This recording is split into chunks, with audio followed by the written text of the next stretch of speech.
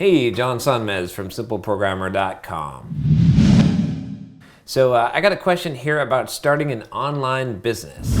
This question is from Stig, and Stig says, "Hello, John, a new subscriber here. I study computer science with a hefty amount of focus on programming and design, and I'd love to hear more about how you would start an online business, start your own online business. Like some concrete steps. Would you blog? Would you do a web page services? Would you freelance, and with which skills? I'd also love to hear your thoughts about areas of specialization within software development, possible.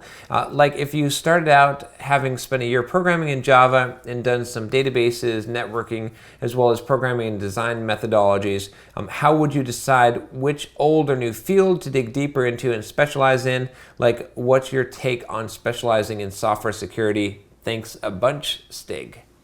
So Stig, I'm gonna more answer the question about like starting an online business and less about the specialization, because it's really difficult to say like what you would specialize in. It's kind of up to you, and it's going to take some research on your own.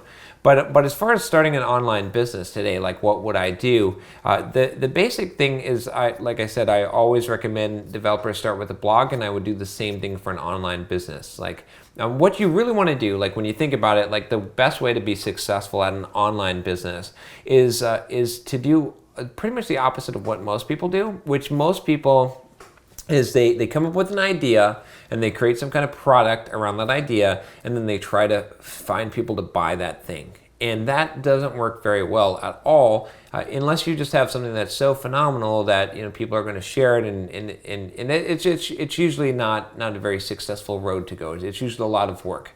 What I recommend doing, though, is building an audience, like focusing on this idea of building an audience and a following. And if you look at the strategy that I've done, that's exactly that, right? If you build up an audience, if you get people interested in what you're saying, or you find something that you're catering to, that someone is looking for, right?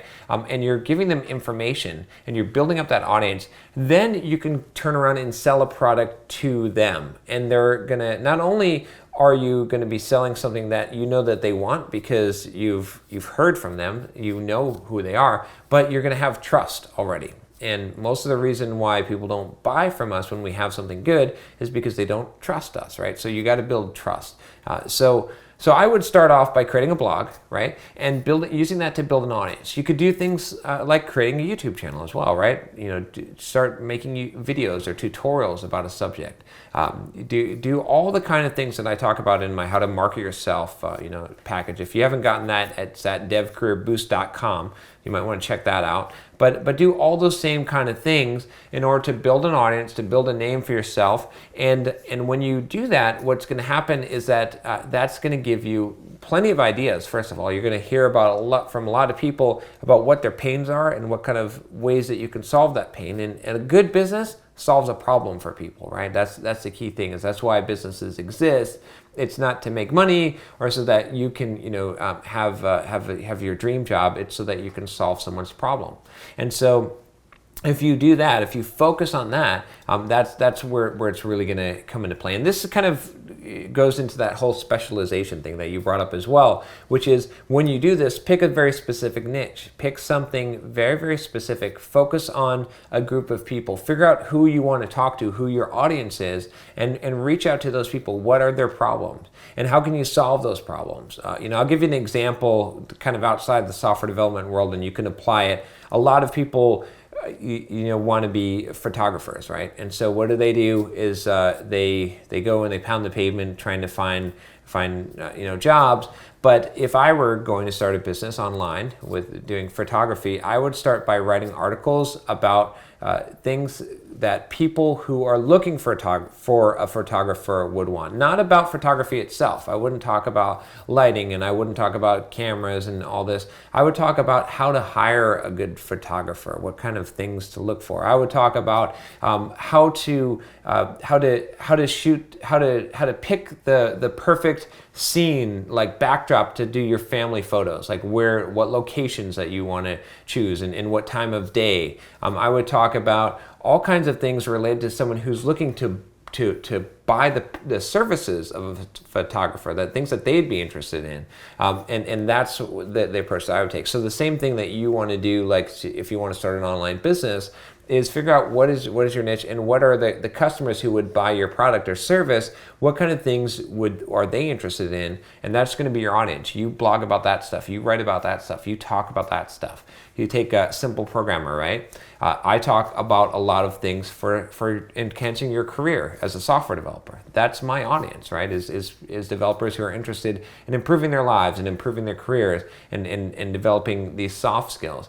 And by building up that audience, by doing these YouTube videos, by doing things like that, what's happening is I'm creating an audience that is likely to buy a product that I produce. So when I sell something, for example, my How to Market Yourself as a Software Developer package, people are likely to buy that because, one, they trust me, and two, it's exactly that audience that I've built. I've built up a group of people that would want to buy that are interested in that thing. So that's what I would do if I were you. If you want to start an online business, is start off with a blog, start building an audience, and once you have an audience, then you can build a product that is going to be tailored to that audience. And you might give it a few different tries, right? You might have to build different products in order to get one that's going to be successful. But that's the key, is you got to find that what they call product market fit. And when you have that, then things will really take off. And the only way to get that really is to start, in my opinion, with an audience. That's what I would highly recommend.